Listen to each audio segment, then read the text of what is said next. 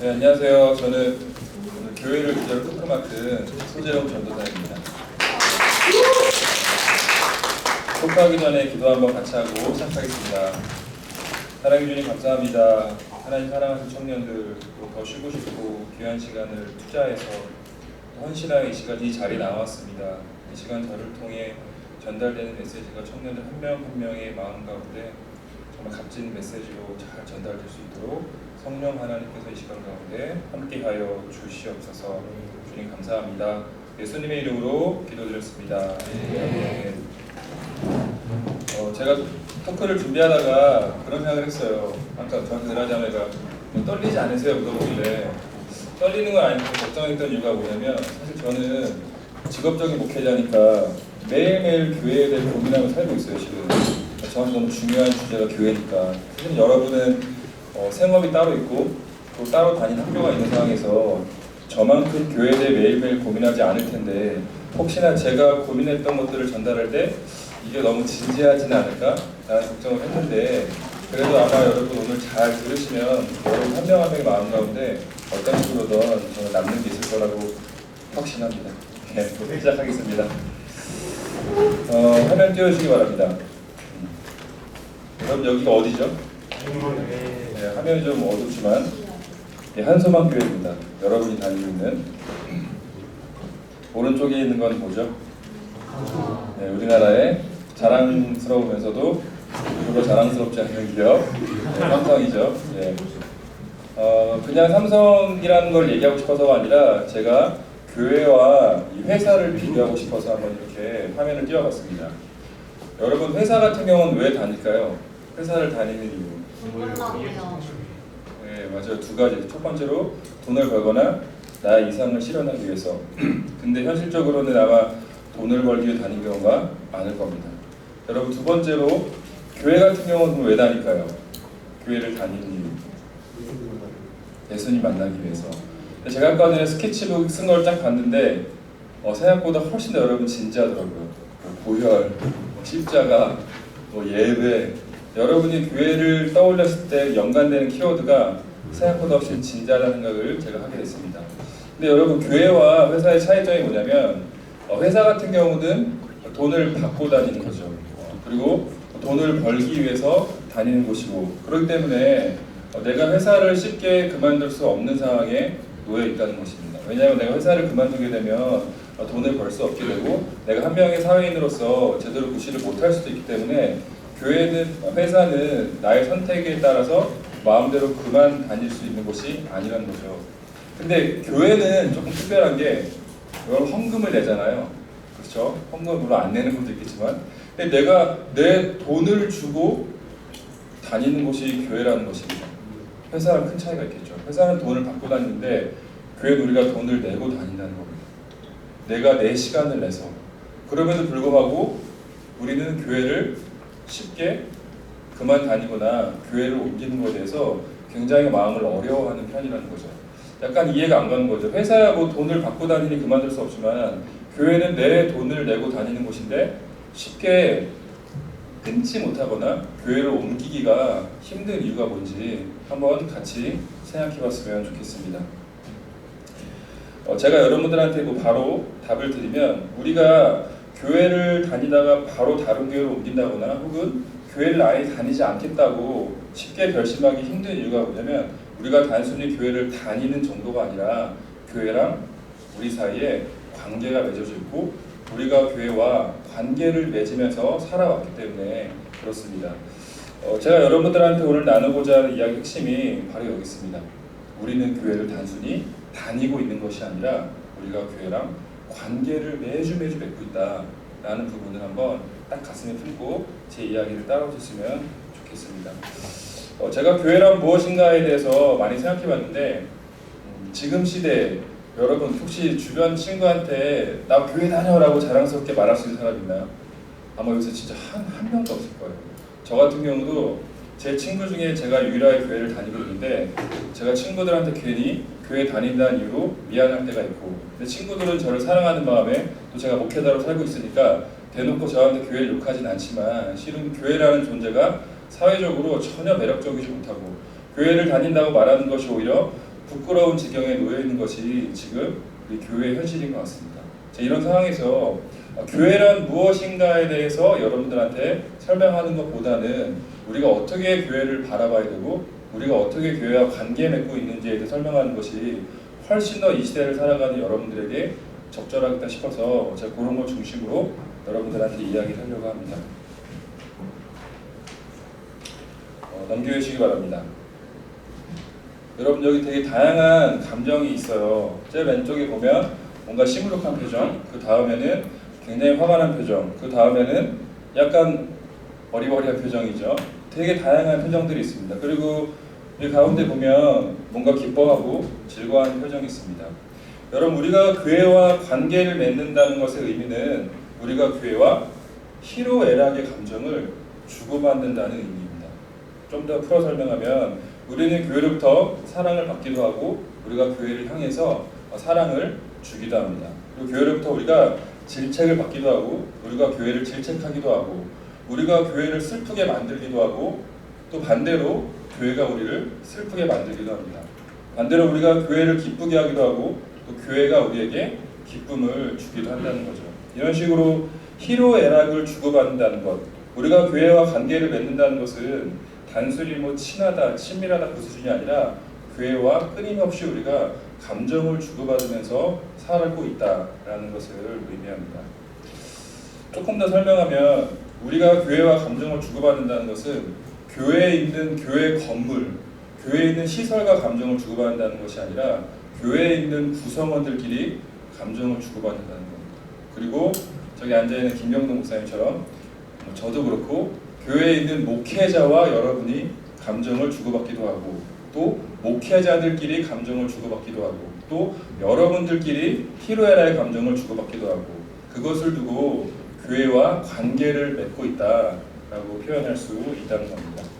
약간 제가 설명하는 것이 헷갈릴 수 있어서 제가 짧지만 저희 아내와의 그 살짝 연애사를 제가 얘기하면서 좀 풀어보려고 합니다. 제가 26살 때 저희 아내가 새내기로 올랐어요. 나이 차가 좀 있는 거죠. 근데 여러분도 지금 다 아시겠지만 3년 4년 교회를 다녀도 한 번도 말 한 번 안 섞는 친구들이 있어요. 동생도 있고 오빠도 있고. 근데 그거는 특별히 둘이 서로 싫어해서가 아니라 그냥 서로 잘 안 맞는 사람 있잖아요, 실은. 근데 저랑 아내가 그런 케이스였어요. 그 서로 처음에 얼굴을 알고 이름을 안 다음에 4년 동안 한 번도 둘이 밥을 먹어본 적이 없어요. 그리고 약간 서로를 좀 어려워했어요. 왜냐면 저희 아내는 스타일이 굉장히 야무지고 열정 있고 사역 한 번 하면 진짜 뜨겁게 하고 열정 없는 오빠들 막 혼내는 스타일이었어요. 막 사역 이런 식으로 하지 말라고. 그래서 저기 옆에 가면 혼나겠다. 전 약간 피해 다니는 스타일이었고 또 저는 반대로 조금 뭘 해도 느긋하게 하는 편이라서 뭔가 아내랑 잘 안 맞았던 것 같아요. 근데 그러다가 신기하게 제가 신대원에 입학을 하게 되면서 여자를 보는 눈이 바뀌기 시작했어요.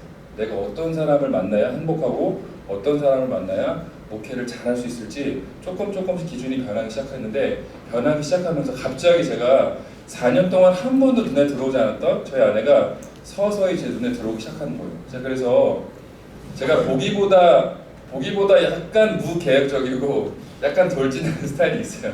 제가 그래서 저희 아내한테 막 진짜 미친 듯이 막 돌진했어요. 그랬더니 제 아내가 되게 황당해하는 거예요. 저 오빠 왜 저러지? 나랑 밥 한 번 안 먹은 오빠가 갑자기 밥 먹자고 그러고 저를 되게 막 좀 이렇게 밀어내려고 하는 거예요. 그러다가 제가 한 2개월, 3개월 계속 마음을 고백하면서 저희 아내 마음에 문제가지고 교제를 시작했습니다. 근데 교제를 시작하고 나서 한 2달쯤 지났을 때 어떠한 일로 인해 제가 아내한테 크게 한번 화를 냈어요. 제가 되게 크게 욱했어요. 근데 저희 아내가 그러고 나서 연애 당시에 제가 욱한 거에 대해서 굉장히 힘들어하는 거예요. 왜 힘들어하냐? 첫 번째로 저희 아내는 제가 욱하지 않는 사람인 줄 알았대요. 언제나 다정다감하고 되게 부드러운 사람인 줄 알았더라고요. 근데 저런 쪼잔한 걸로 욱하다니 저한테 아내가 엄청 실망을 한 거예요. 근데 그러고 나서 제가 비슷한 일로 한 번, 두 번 더 욱했어요. 아내가 힘들어했었는데 그러면서 우리 아내가 택했던 게 저 사람을 헤어져야겠다 그것이 아니라 다시 한번 우리들의 관계가 새로워지기 시작했어요. 서로의 모습을 알아가면서 서로 안의 약점도 바라보면서 조금 더 서로의 관계가 처음 연애 시작할 때랑은 달라지기 시작한 거죠. 그러다가 제가 아내랑 결혼하고 나니까 또 한 번 관계가 변하기 시작했어요. 그리고 나서 결정적으로 변했던 게 저희 첫째가 태어나면서 저랑 아내랑 둘이 이야기할 시간이 급격히 줄어들기 시작했어요. 그러면서 제가 아내한테 무슨 말을 하면 저희 아내가 제 이야기 집중을 못하는 거예요. 자꾸 막 멍 때리고 있고. 제가 처음에는 그게 너무 서운해가지고 왜 내 말을 들어주지 않는 거지? 제가 고민을 했어요. 그런데 시간이 흐르면서 또 그 상황에 익숙해지기 시작하면서 다시 한번 저와 아내의 관계가 또 한 번 새로워지기 시작했어요. 그러다가 둘째가 태어나니까 어떤 일이 발생했냐면 저희 아내가 갑자기 짜증이 엄청 들기 시작했어요. 애가 하나에서 둘이 되니까 돌봐야 될 애들이 많아지니까 옛날 같으면 짜증내지 않을 건데 뭐 가령 저희 이제 첫째가 밥을 흘리면 엄청 화를 내는 거예요. 그러면 제가 어떻게 할까요? 저 아내 눈치를 보는 거죠. 옆으로 가서 저도 혼나면 안 되니까 혼자서 밥 먹고 그런 일들이 벌어졌어요. 그러다가 이제 셋째가 태어나고 나니까 또 새로운 상황이 펼쳐지면서 저와 아내의 관계가 또 한 번 새로워지기 시작했어요. 첫 번째로 왔던 변화는 그래도 아기가 둘일 때는 둘이서 뭔가 이야기를 나눌 시간이 많이 있었는데 이제 셋째가 태어나고 이제 애가 지금 3개월밖에 안 됐어요. 그러다 보니까 진짜 아내랑 저랑 둘이서 이야기 나눌 시간이 너무나 줄어든 거예요. 근데 제가 저희 가족이 이번 주 월화 동해바다에 있는 주문진을 불러가게 됐어요. 근데 제가 아내랑 같이 한 3-4시간 차를 타고 왔는데 중간에 애들 3명이 다 잠들었어요. 다 잠들고 이제 애들이 타 있을 때는 주로 이제 동화 뮤지컬, 아기 돼지 삼형제 그런 거 틀고 가야 돼요. 근데 아기가 잠들고 나니까 저희가 이제 바로 저희 아내가 이제 멜론에 들어가서 제가 좋아하는 노래를 다 선곡해 줬어요. 뭐 토이의 좋은 사람, 옛날 노래죠. 네, 목사님 좋아하시는 노래. 뭐 그런 저희 아내가 제가 나도 제가 좋아하는 노래를 저희 아내가 멜론으로 쫙 재생 목록을 짜가지고 막 저를 들려주는 거예요. 그러면 저희 아내랑 한 2시간 정도 굉장히 오랜만에 진짜 양질의 대화를 하면서 이제 주문지까지 갔어요. 그런 다음에 재밌게 놀고 돌아온 길에 저녁에 또 애들이 3명 다 골아떨어지고 저랑 아내랑 한 2시간 정도 정말 또 깊은 대화를 하면서 집으로 돌아왔습니다. 제가 이 말씀을 왜 드리냐면 제가 처음에 아내랑 청년부에서 만났을 때 그리고 연애를 시작하기 직전에 연애를 시작한 직후 그리고 결혼을 하고 나서 애가 하나일 때, 둘일 때, 셋일 때마다 계속해서 저와 아내와의 관계가 새로워졌다는 것입니다. 그때마다 저와 아내와 주고받았던 감정의 색깔이 다르고 감정의 종류가 달랐는데 분명한 건 그 시간들을 겪어가면서 계속해서 아내와 저의 관계가 새로운 깊은 사랑의 관계로 접어들었다는 것이죠. 제가 여러분들한테 이 말씀을 드린 이유가 있습니다. 교회 같은 경우도 마찬가지인 것 같아요. 우리가 교회와 희로애락의 감정을 주고받을 때 우리가 선택을 할 수 있죠. 나는 이제 교회가 싫어 라고 선택할 수 있고 반대로 난 교회가 너무 좋아 라고 이야기할 수 있고 근데 보통 우리가 내가 교회에 대해서 느낀 감정이나 내가 교회로부터 받은 감정에 대해서 그걸 가지고 바로 결정해버리고 그 다음 단계로 나아가지 않는 경우가 좀 많이 있는 것 같아요. 그런데 그것이 중요한 것이 아니라 그 다음에 새롭게 펼쳐지는 나와 둘만의 교회와의 관계가 되게 중요하다는 것입니다. 마치 제가 아내랑 계속해서 새로운 관계로 들어섰던 것처럼 여러분과 교회와의 관계도 마찬가지라는 것이죠. 자, 계속해서 이야기하고 있는 것은 교회란 무엇인가? 그것이 아니라 나와 교회와의 관계에 대해서 이야기하고 있습니다. 여러분들이 그 부분을 같이 생각해 봤으면 좋겠습니다.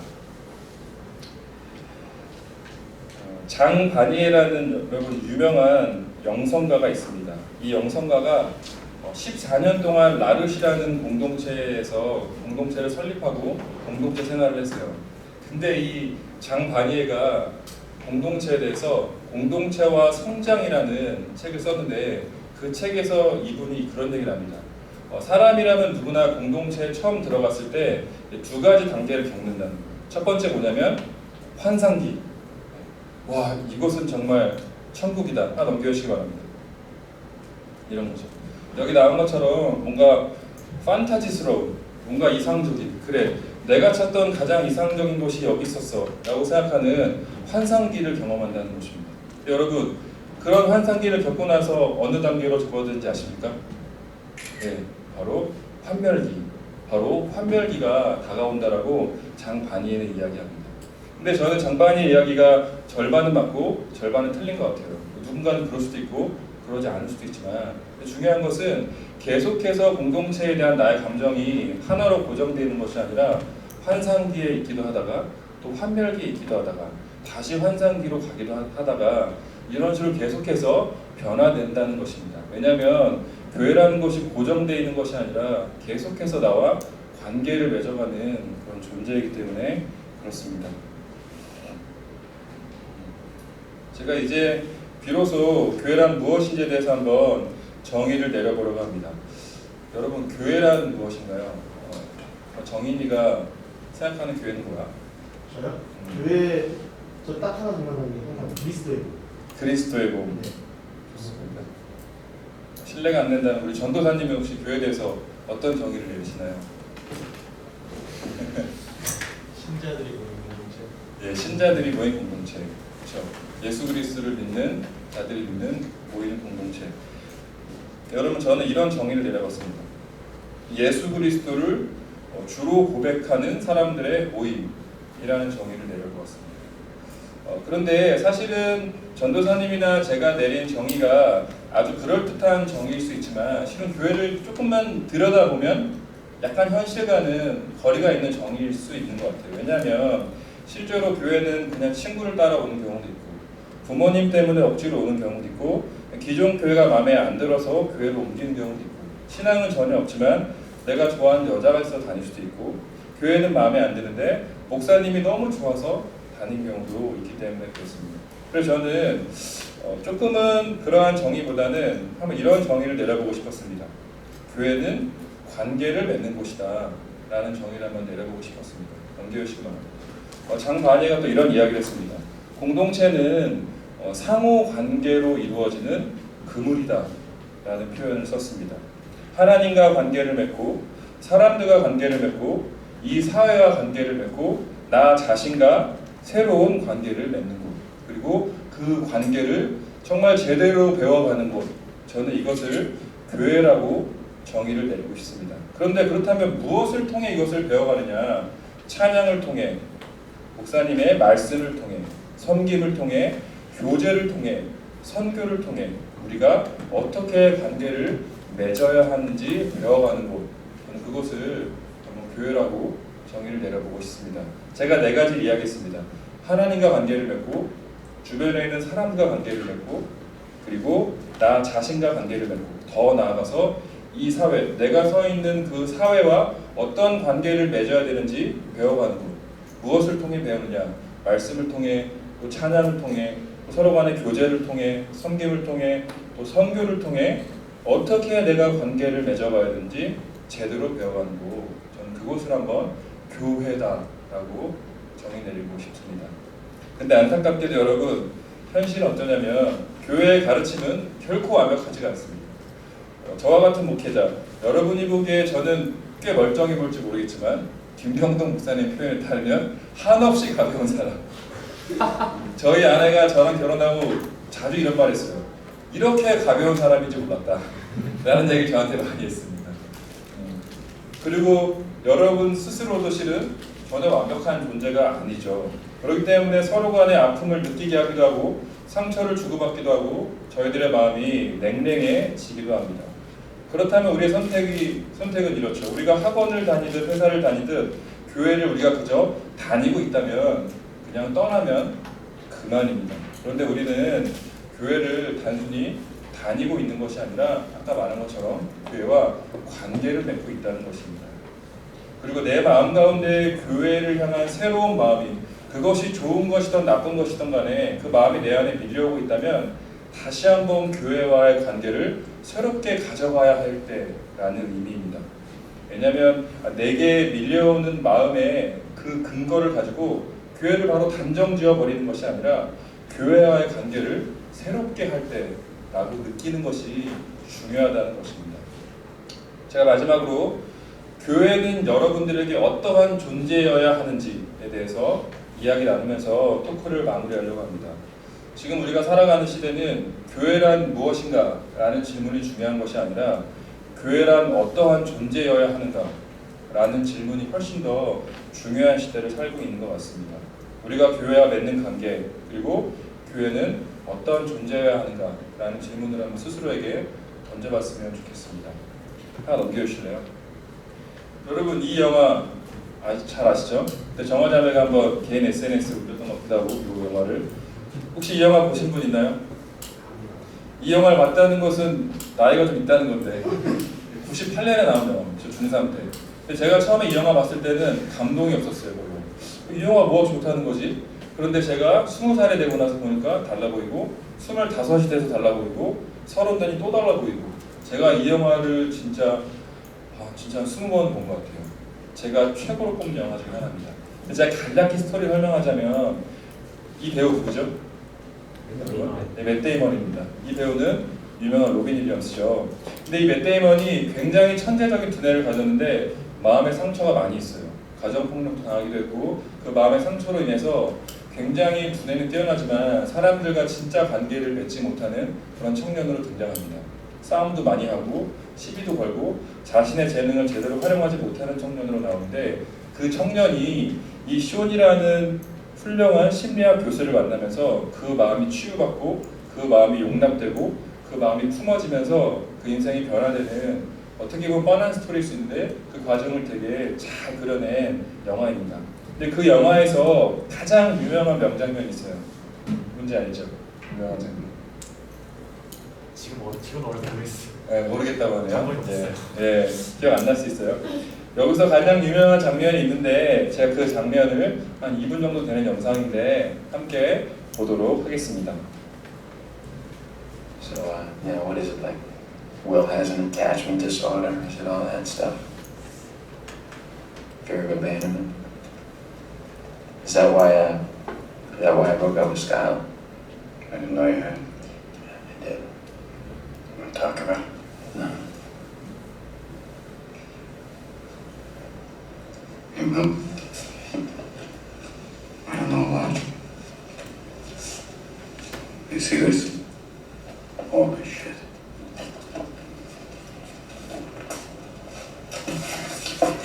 It's not your fault.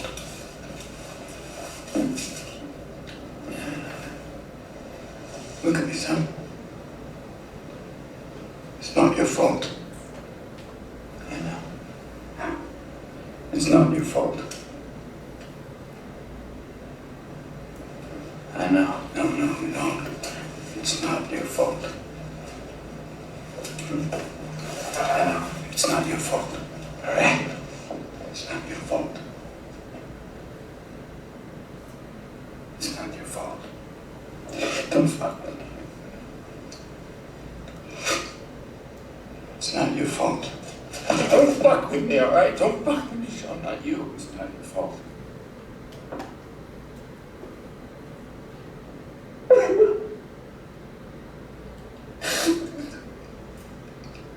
It's not your fault.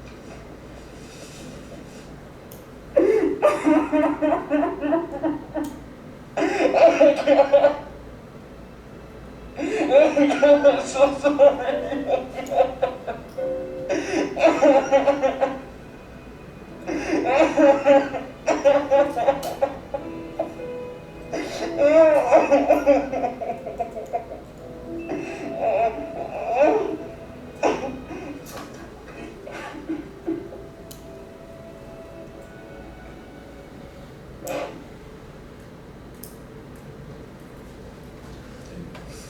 제가 이 토크를 마무리하려고 하는데요. 여러분, 여기에 방금 등장했던 맷 데이먼과 로빈 윌리엄스가 있습니다. 여러분, 로빈 윌리엄스랑 맷 데이먼 중에 누가 교회일까요? 로빈 윌리엄스. 전민자매, 누가 교회일까요? 이름이 로빈. 나이 많은 아저씨, 로빈 윌리엄스. 근데 제 생각은 그렇습니다. 저는 맷 데이먼도 교회이고 로빈 윌리엄스도 교회라고 생각합니다.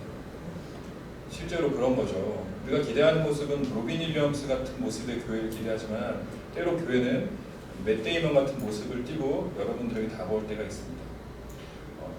내가 만약에 맷 데이먼 같은 상황에 있다면 그 사람을 나에게 필요한 것은 로빈 윌리엄스와 같은 교회일 것입니다. 때로는 반대로 내 옆에 있는 누군가가 맷 데이먼 같은 상황에 놓여 있다면 내가 로빈 윌리엄스 역할이 되어줄 수 있는 거겠죠. 왜냐하면 여러분 한 명 한 명이 교회이고 여러분이 모여있는 이 공동체가 또 하나의 교회이기 때문에 그렇습니다. 우리가 뭔가 교회에 대해서 너가 나에게 로빈 윌리엄스 역할을 해줘 라고 말하는 것으로 끝난다면 우리는 계속해서 교회에 대한 갈증을 느끼며 살아갈 수밖에 없습니다. 하지만 내가 때로는 맷 데이먼이 될 수도 있고 내가 때로는 로빈 윌리엄스가 될 수도 있음을 인정하고 그때그때 맞는 나의 역할을 찾아서 서로가 각자 서 있는 자리에서 건강한 교회로 살아가는 것, 그것이 가장 중요하지 않을까라는 생각을 제가 이 영상을 보면서 한번 해보게 됐습니다.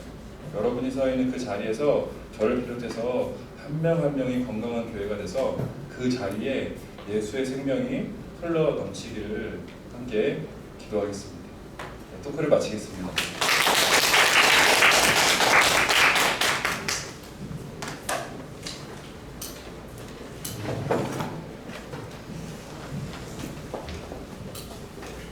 여러분 토크 잘 들으셨나요?